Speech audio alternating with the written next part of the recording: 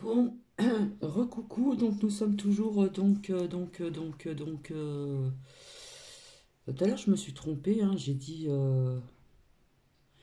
mardi 5 octobre, je suis désolée, non, c'est le lundi 4 octobre. Nous sommes bien lundi 4 octobre, exactement, 2021. Je crois que j'ai dû me faire une erreur tout à l'heure via les infos. Bon, je reviens vers vous parce que je rigole. Plus je cherche et plus je trouve. Donc là, je m'adresse toujours à cette même personne qui est sur YouTube, le voyage à Shambhala. J'y suis allée, etc., etc. Voilà, donc je vais vous montrer la preuve, voilà, par cette dame Anne, etc., où elle raconte voyage à Shambhala, hein, comme une chaîne sur YouTube qui en a parlé et qui insiste lourdement, etc., etc., etc. Donc c'est très intéressant. Donc je vais faire comme ceci. Et puis, alors je n'ai pas écouté, juste le titre m'a interpellé. Donc, Miss, arrêtez de prendre les gens pour des imbéciles, parce que cette personne se renseigne, hein, Google est mon ami, etc., etc. On prend des idées des autres et puis on partage.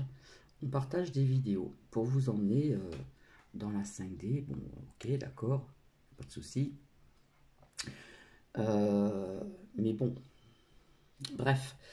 Euh, voilà, je suis tombée. Voilà, ça a été très vite, hein, pas plus tard que tout à l'heure. Allez, pof. Attendez, ça s'est éteint. Voilà. Et pof, je tombe là-dessus. Donc je ne connais pas, je vais écouter en même temps que vous, je vais découvrir. Et puis, bah, écoutez, faites votre propre opinion sur une chaîne sur YouTube. Toujours cette femme blonde à la coupe au carré. On peut me dire n'importe quoi, c'est pas grave. Mais plus je cherche et plus je trouve et plus ça me fait sourire. Voilà, c'est ce qu'on appelle les vrais médiums, soi-disant.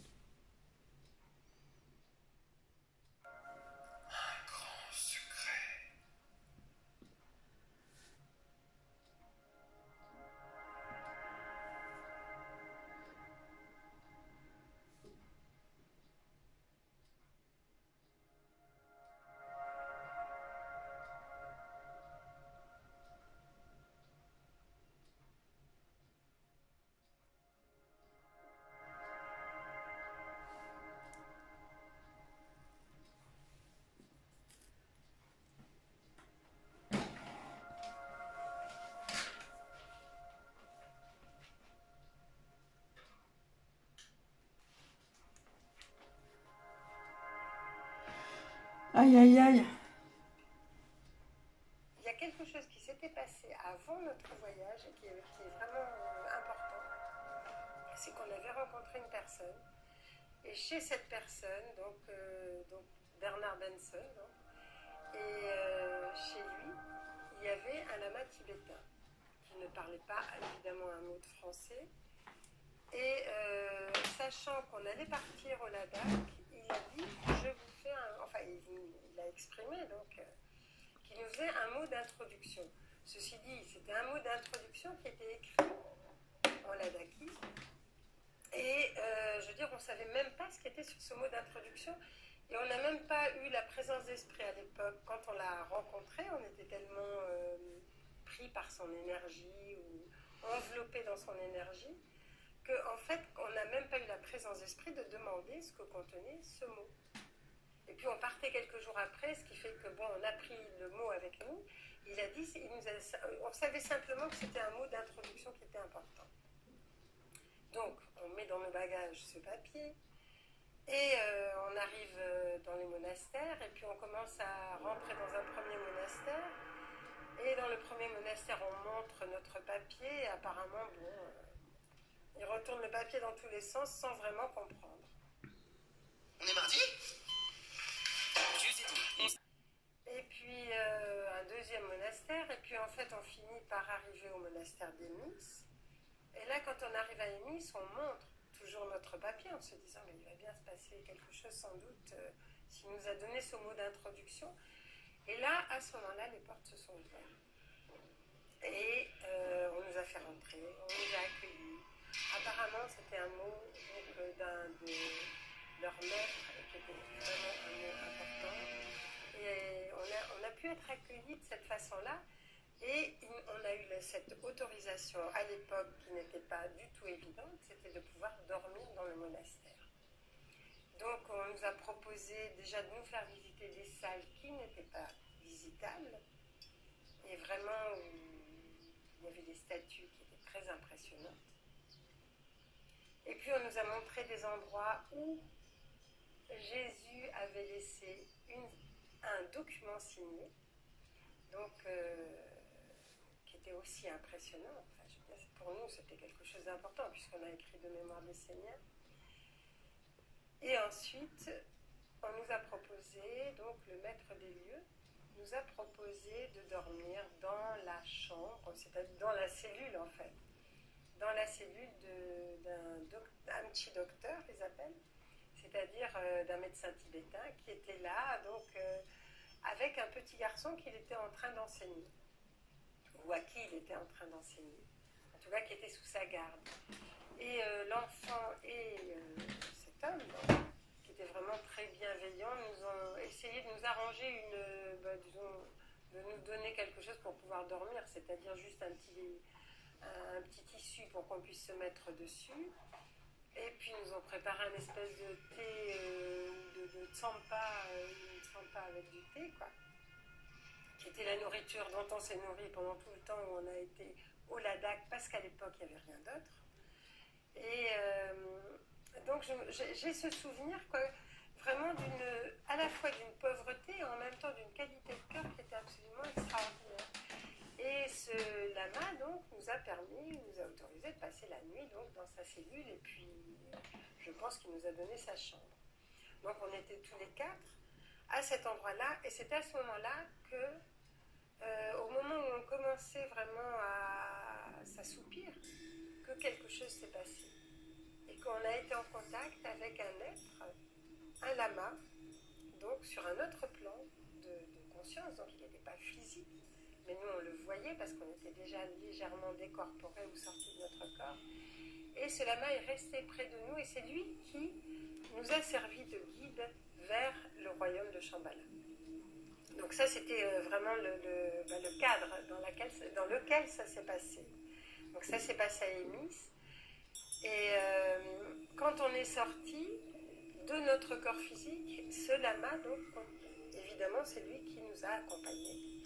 Et qui nous a accompagnés, c'est-à-dire qu'à un moment donné, donc, je ne sais pas, mais quand on explique le voyage astral ou la sortie hors du corps, on voyage à une vitesse sur des lieux qui n'ont aucune mesure par rapport au temps physique. Donc je veux dire, on s'est trouvé vraiment à un moment donné propulsé dans un monde qui était complètement différent. Et c'est là que nous avons été accueillis.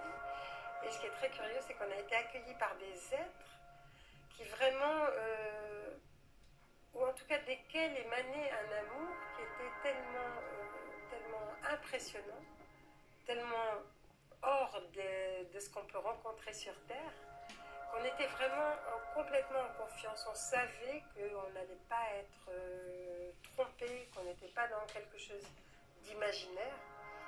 Et on savait qu'on n'était pas non plus dans quelque chose d'imaginaire, parce que c'est vrai qu'on a l'habitude, on avait l'habitude et on a l'habitude, de par nos expériences, de pouvoir faire la différence entre les mondes créés par le mental et puis d'autres mondes ou d'autres plans de conscience.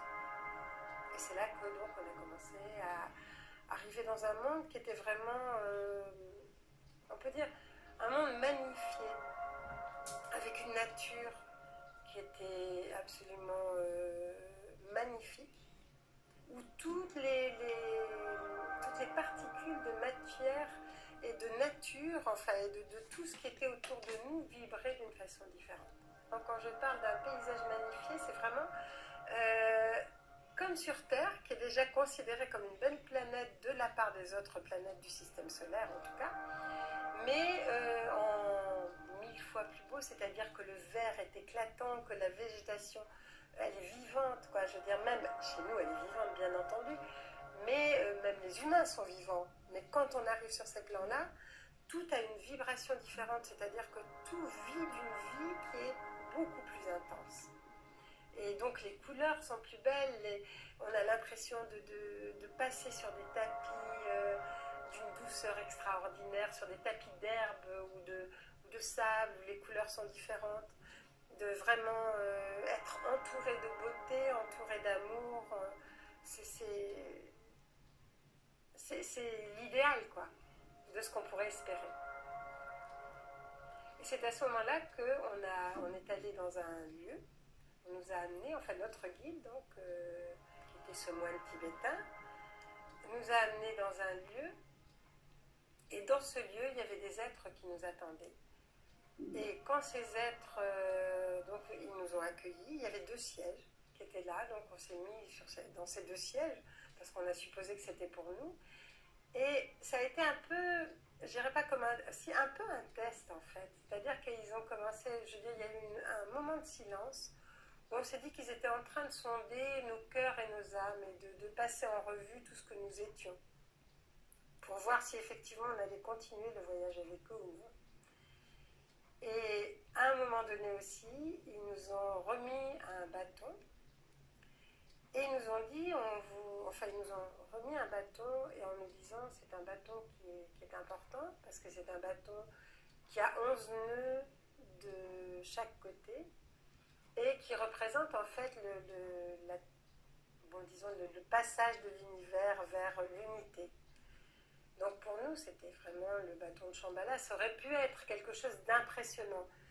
Mais à ce moment-là, quand on a reçu ce bâton, quand ils nous ont donné ce bâton, ce qui était impressionnant pour nous, c'était leur énergie, c'était leur regard, c'était tout ce qui émanait d'eux, qui a été beaucoup plus impressionnant en fait que ce bâton.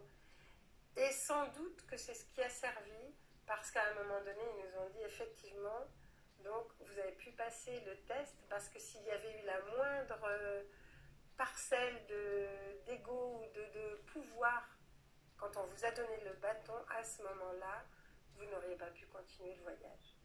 Donc c'était déjà un test, enfin un premier et un dernier test si on veut. C'était comme une porte qui s'ouvrait vers d'autres mondes. Et là, ils nous ont... Enfin, il y a eu des enseignements en même temps, évidemment. Mais ces êtres, ou l'un de ces êtres, en fait, il faut savoir qu'on parle par télépathie. Donc on entendait sa voix qui nous disait que c'était le moment, effectivement, que Shambhala devait arrêter d'être quelque chose de secret, quelque chose qui n'était connu que par des écoles ésotériques, parce que la Terre était en pleine mutation, que la Terre était en grand changement, et que c'était vraiment le moment de mettre à disposition de tous ce qui avant faisait partie de domaines plus secrets, parce que maintenant chacun était non pas forcément apte à comprendre, mais qu'en tout cas chacun pourrait saisir ce qui était important à saisir pour lui, et que cela faisait partie de l'évolution terrestre. Et ce qui était important, enfin ce qui m'a paru important aussi à ce moment-là, c'est que quand ils ont parlé de la planète, ils nous ont dit, vous savez très bien que la planète Terre en ce moment et ses habitants sont dans un athanor, mais sont en train dans une période, disons, de mort initiatique et de pourrissement dans l'athanor pour arriver à quelque chose de beaucoup plus beau. Mais, et ils nous ont dit, ça n'est ni bien ni mal, parce qu'il n'y a pas de jugement. Ils nous ont dit, on n'a pas de jugement à faire sur quoi que ce soit, mais c'est quelque chose de logique. Donc c'est une période où, effectivement, qui n'est pas facile, de transformation et de pourrissement, mais j'ai compris pourrissement comme vraiment de lâcher toutes ces vieilles énergies, tout ce qui fait qu'on a construit un monde qui en fait n'est pas vivable pour accéder à autre chose. Et qu'on est en train justement de prendre conscience du fait que ce monde ne peut pas continuer tel qu'il est, et d'arriver à un monde qui va correspondre en fait à un autre état de conscience. Et ils nous ont dit, donc c'est pour ça qu'ils nous ont dit, on ne va pas visiter Shambhala, on ne va pas visiter simplement les lieux, mais on va vous montrer quelques endroits qui vont vous permettre d'ouvrir vos cœurs surtout, vos âmes plus que votre mental, et justement de comprendre ce qui est en train de se passer pour votre planète, et aussi ce que vous pouvez faire. Parce que ce qui était important, en fait, c'est de nous montrer, ce qui m'est resté en tout cas, c'est que vraiment, chacun de nous, on était capable, si on arrêtait cette paresse un peu, ou cet endormissement, qu'on était capable, chacun à notre niveau, de pouvoir aider pour que enfin, la planète puisse être différente, que le monde change, que nous puissions changer aussi, qu'on était tous des cellules, ou qu'on pouvait tous contribuer à un autre monde, à un changement absolument extraordinaire. Donc il n'y avait pas une once de négativité.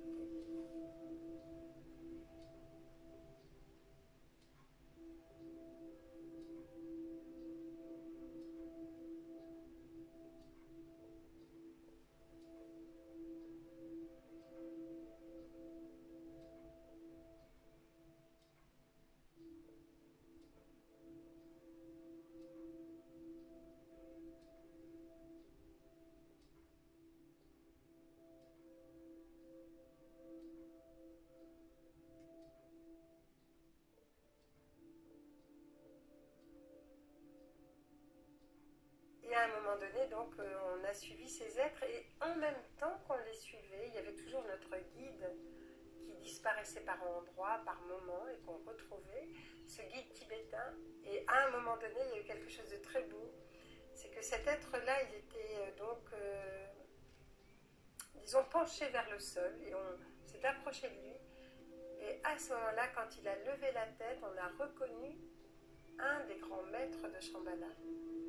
C'est-à-dire, on a reconnu celui qu'on appelle le tibétain, celui qu'on appelle Jwalkul aussi.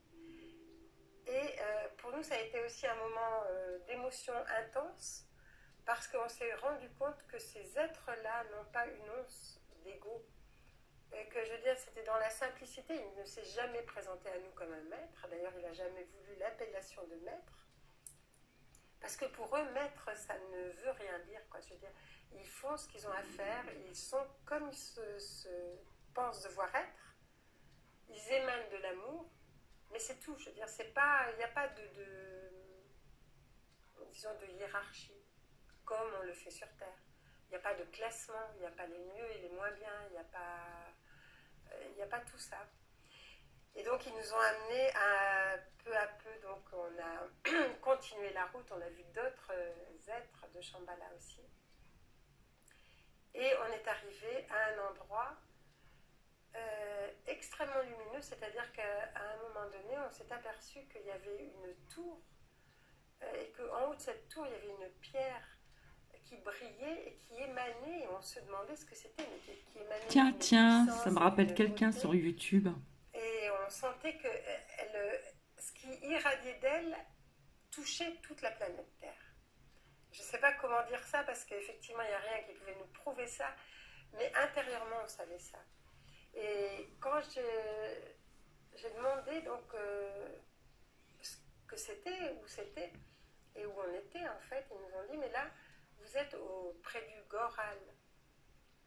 Et cette pierre, c'est une pierre que les êtres ont amenée d'une autre planète, notamment de la planète Vénus. C'est une pierre qui rayonne, une pierre qui transforme. C'est un Graal, en fait.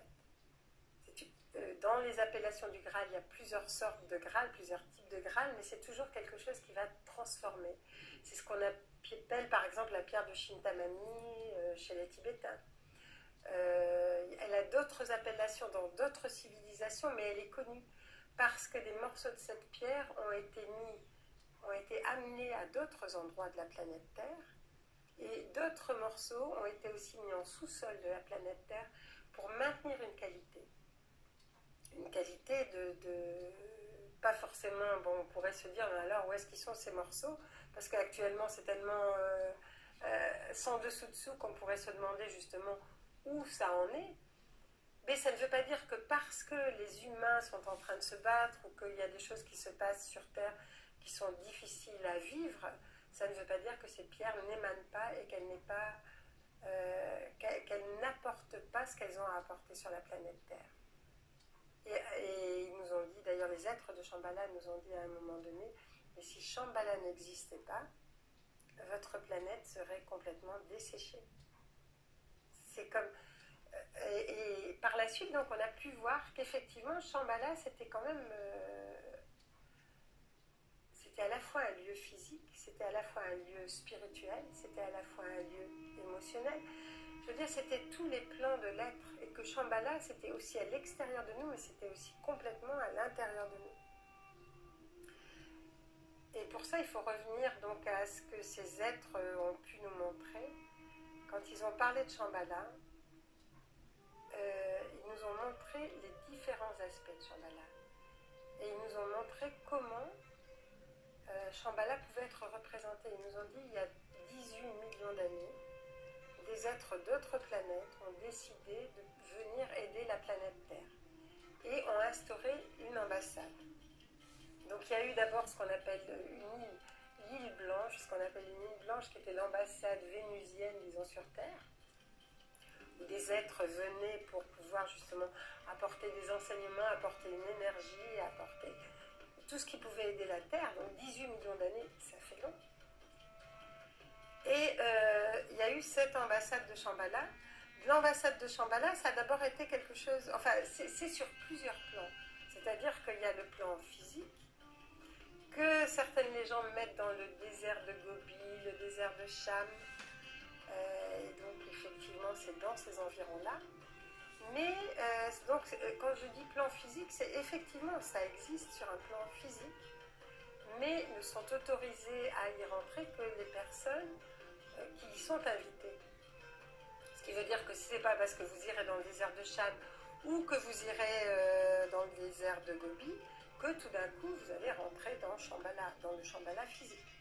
Parce qu'il y a des barrières psychiques qui protègent ce lieu. Et donc qui ne s'ouvrent qu'à certains moments. Par contre, nous sommes allés donc en Mongolie, on est allé dans le désert de Gobi, et on est allé dans un monastère qui s'appelle le monastère de Shambhala. Et là, les moines, quand on leur a posé la question, ils nous ont dit, mais notre maître, qui maintenant est mort, partait de temps en temps de son corps et avait des rencontres, et même physiquement, avec des êtres. Et il nous disait qu'il avait des rencontres avec de grands enseignants d'autres planètes et d'autres plans. Et il nous ramenait les enseignants, c'est ce que nous ont dit les moines de ce monastère. Et ils nous ont dit aussi, et puis quand il est mort, il a dit que certains d'entre nous, si on continue à suivre les principes qu'il avait amenés donc, dans ce monastère, à ce moment-là, il est possible qu'on ait ces contacts-là et qu'on puisse le retrouver lui aussi à l'endroit où il était dans une partie de Shambhala. Et ils ont ajouté aussi que les paysans ou les cultivateurs, mais surtout les bergers, parce qu'il y a beaucoup de bergers quand même dans cette région-là, que les bergers avaient peur d'aller jusque-là parce qu'ils avaient peur. Il y avait une légende qui disait qu'il y en a qui disparaissaient et qui ne revenaient pas. Donc, je veux dire, ça fait partie quand même des légendes aussi, hein, et encore des croyances actuelles. Donc, c'est quelque chose qui est tout à fait vivant, qui est complètement là, bien qu'on ne puisse évidemment pas dire le nom. Quand je parle du nom, le nom Shambhala, c'est le nom qu'on nous a dit d'employer, mais on nous a dit le nom actuel, on ne peut pas vous le donner parce que justement, quand c'est un nom actuel, c'est un nom qui a une vibration telle qu'il ne peut pas être employé, il ne peut pas être dit à n'importe quelle occasion. Donc ils nous ont demandé d'employer le nom de Shambhala pour cet endroit-là. Enfin je dis cet endroit, mais en fait c'est pas un endroit, quoi. Alors maintenant, je vous ai dit, donc je vous ai parlé de cet endroit physique. On pourrait dire que c'est le plus matériel, c'est celui qui pourrait représenter le plus le côté physique, le côté matériel de Shambhala. Et c'est celui où s'incarnent aussi, où d'où viennent aussi et où vont aussi les êtres qu'on peut appeler des bodhisattvas, c'est-à-dire ceux qui à un moment donné ont décidé de continuer à vivre sur Terre et de continuer à œuvrer dans le monde sous n'importe quel physique, jusqu'à ce que le dernier humain ait fait une prise de conscience qui lui permette d'aller à un autre niveau de conscience.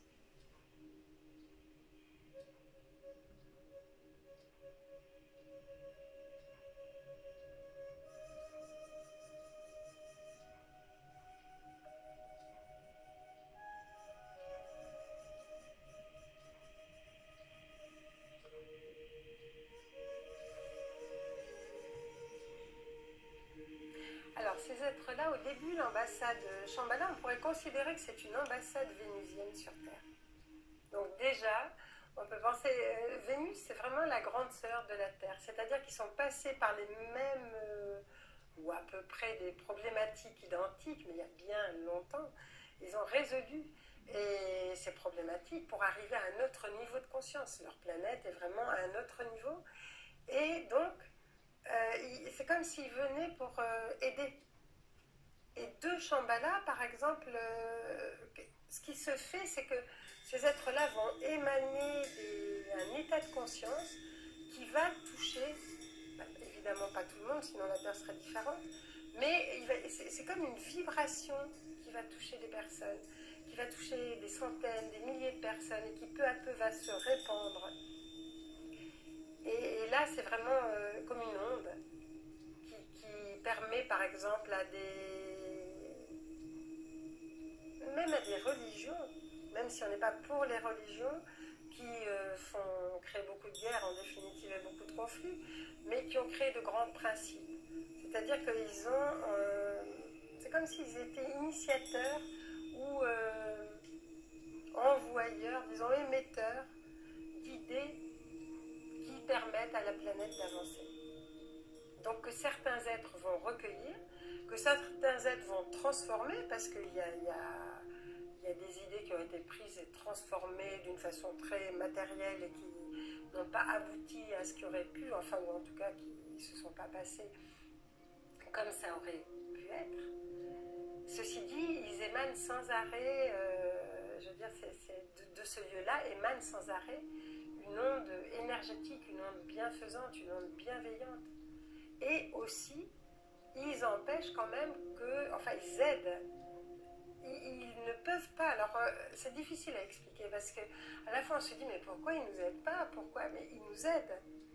Seulement, ils s'interdisent d'interférer dans ce que nous sommes en train d'apprendre, dans ce que les humains sont en train de vivre, dans ce que les humains sont en train de créer. Ils ne veulent pas interférer dans les créations humaines. En fait, c'est comme des parents par rapport à un enfant qui apprend à marcher. Je veux dire, bon, ben, quelquefois il va tomber, on se dit ben, pourquoi il ne le ramasse pas? Ben, il ne le ramasse pas tout de suite pour qu'il apprenne à se relever.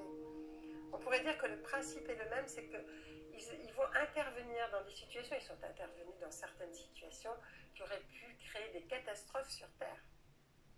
Et ils ont permis justement qu'il y ait des laps de temps où les catastrophes n'arrivent pas pour que les consciences puissent se réveiller.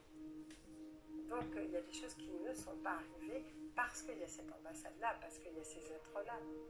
Alors, il y a eux, et puis aussi, il y a des êtres, donc quand on voit par exemple ceux dont on parle, comme Moria, Jvalkul, ou ces grands êtres, ou le côté féminin par exemple avec Marie, ou avec d'autres grandes figures féminines, c'est-à-dire ce sont ces êtres-là qui sont à Shambhala. Par contre, ça ne veut pas dire non plus que ce ne sont pas des êtres qui vont rentrer dans le monde physique.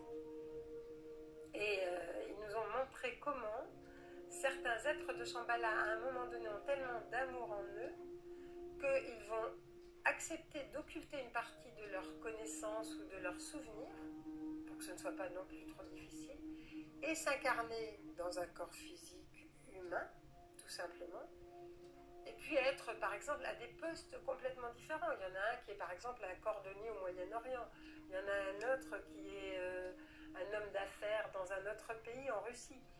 Je veux dire, mais ces êtres-là, à partir du moment où ils sont là, autour d'eux émane une énergie qui va être transformatrice. Alors, c'est sûr, c'est comme Jésus, quand il passait, tout le monde ne le reconnaissait pas. Je veux dire, ils vont parler aux personnes qui vont être forcément aptes à prendre l'énergie qui correspond. Mais ça veut dire aussi que ces êtres-là, quand ils sont sur un lieu, sur des kilomètres, il y a une énergie qui va changer. Il y a des transformations qui vont se faire.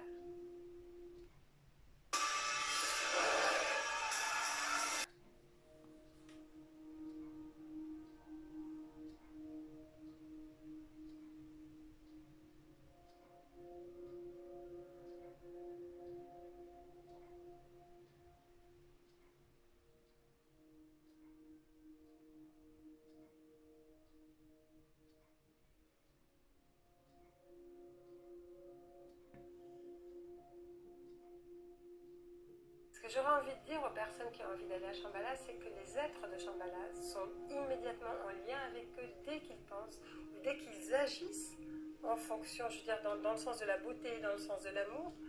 Ils sont déjà en rapport avec les êtres de Shambhala aussi bien que s'ils étaient sur les lieux. Et que quelquefois, il faut accepter de ne pas voir ou de ne pas sentir physiquement pour que peu à peu, il y ait d'autres sens qui commencent à se réveiller. Et il y a des choses, quelquefois, c'est vrai que c'est frustrant de ne pas voir, de ne pas entendre, de ne pas comprendre certaines choses.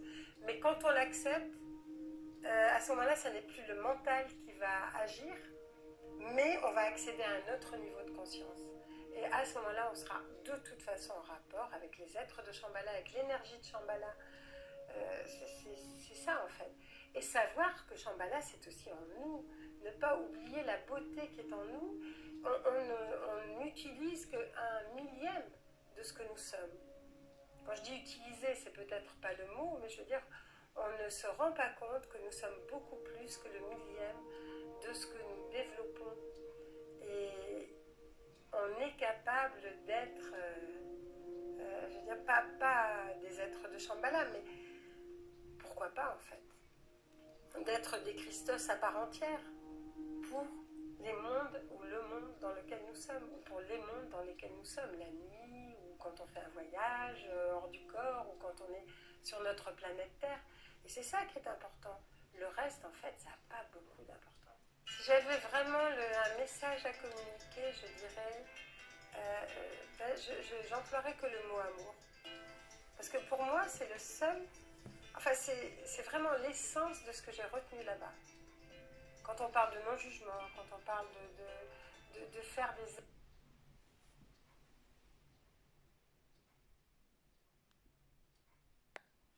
Donc voilà, on retrouve les mêmes propos, donc toujours sur cette chaîne.